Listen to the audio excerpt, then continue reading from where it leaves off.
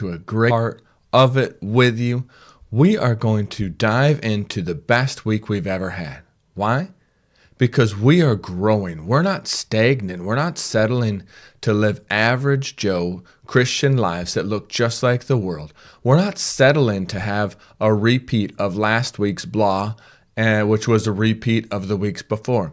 No, we're going from glory to glory. We're steadily, spiritually growing, increasing in the things of God and how we're allowing Him to flow through us so that every week becomes a new adventure. Every week becomes something that God can use in a supernatural, miraculous way that we can't even comprehend right now.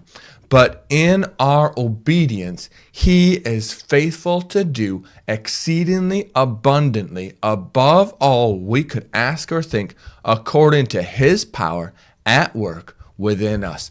That's the week you're about to start. That's what's happening right now. You're not just waking up and kicking off, it's another Monday. No, you are being set on assignment in an adventure with God to see Him steadily move you down His path to receive everything that He has in store for you in this world and the next. How can I say that? How can I know that? Well, because Romans chapter 11, verse 29 says, "For God's gifts and His call are irrevocable." That's the New International Version. New Living. "For God's gifts and His call can never be withdrawn." They cannot be, well, let me go amplified, and then we'll move on. "For the gifts and the calling of God are irrevocable, for He does not withdraw what He has given, nor does He change His mind about those to whom He has given His grace or to whom He sends His call." Friends, that is describing you. God has given you gifts, plural, and a call, singular. He has a design for your life, a single thing that He wants to work and accomplish through you throughout your life. And we're stepping into it this week.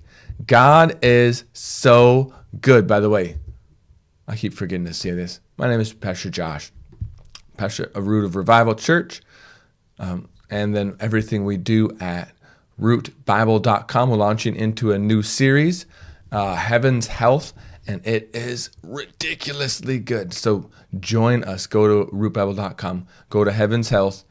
Join for free.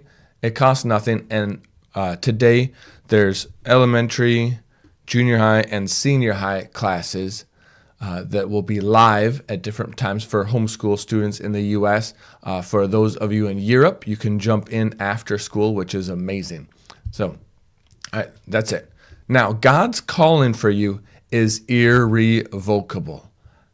It cannot be changed. What is that good? Why is that good news? Because you can't mess up so bad that God won't use you. You can't mess up so bad like, all I can settle for is a life of suffering for the choices that I've made, and at least I'll get to heaven. That's bull honky. That is not God's plan for you. No, instead, this is what Jesus says in John 15:16. "You did not choose me, but I chose you and appointed you that you should go and bear fruit, and that your fruit should abide, so that whatever you ask the Father in my name, He may give it to you." He chose you. He does not change. He's the same yesterday, today, and forever. He's not just chose you to join Him in heaven, but He's appointed you that you should go, that's an action, and bear fruit, and that your fruit should abide. God's plan is for your fruit to abide. What is that? Letting His calling flow through you and produce the supernatural result that He designed it to make. And that fruit was not just to show up once. No. What does it say? Let me put it up again. And that your fruit should abide.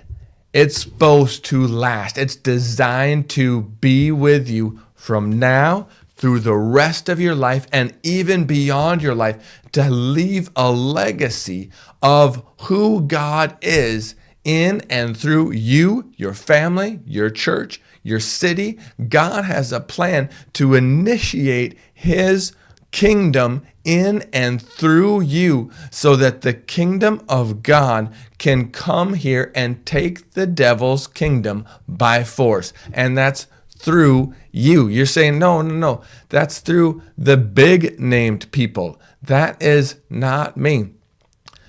It's not true. God does not play favorites. Just because someone has a pulpit ministry doesn't mean that you don't have a ministry. Just because someone has a big name doesn't mean that he doesn't want to use your name and you in your spheres of influence to accomplish everything that he's designed you to do. Look at this. This is encouraging right here. Therefore, holy brothers, you who share in a heavenly calling, consider Jesus, the apostle and high priest of our confession.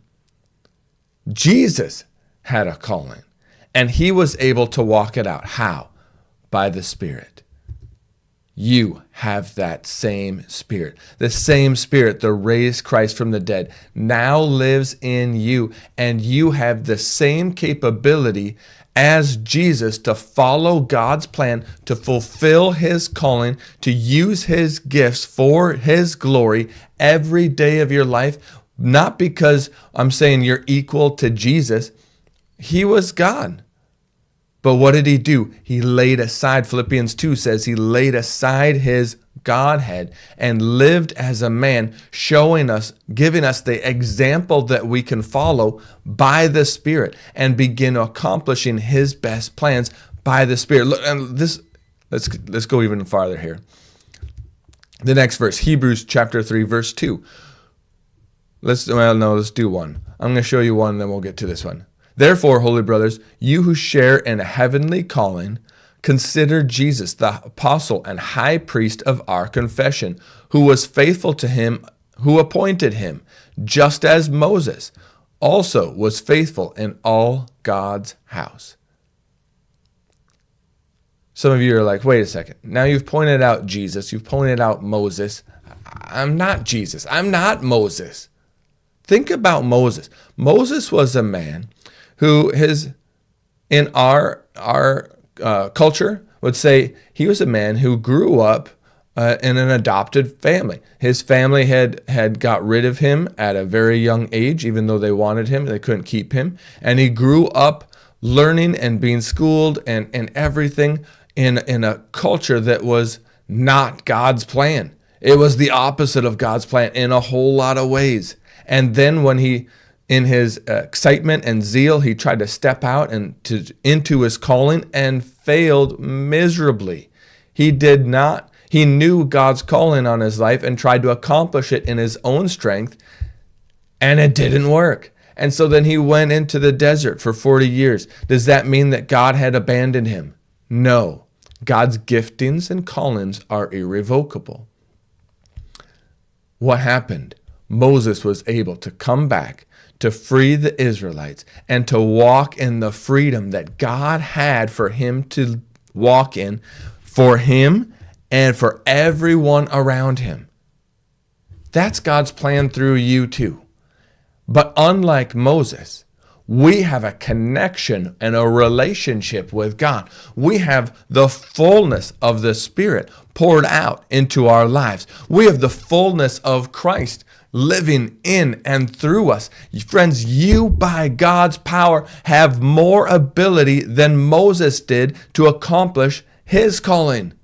You are better situated than Moses, better situated than Abraham. You look at those people in the Old Testament, and I'm telling you, you have more power, more authority, more wisdom, more of all that God is backing you up to step into the most powerful week that you ever have and launch into the callings and releasing his giftings by his power, by his wisdom, at his timing, to see his results be accomplished in your life, in your family's life, in your business, in your church, in your homeschool, In every area that God has positioned you, He is desiring to be released in supernatural ways through you this week. So let's set our hearts and our minds on Him and just simply follow Him. That's how we're going to do it. It's not by our own might. It's not by our own power, but it's by the Spirit. We're going to set our hearts and our minds on Him right now for the week that He wants us to have. And we're not going to deviate from that. We're not going to let the dictates of this culture, the values of this culture affect us anymore. But instead, we're going to charge forward in full obedience into all that God has for this week so that He can accomplish all of His will through you. Friends, I gotta let you go. So let's go do it. Set your mind.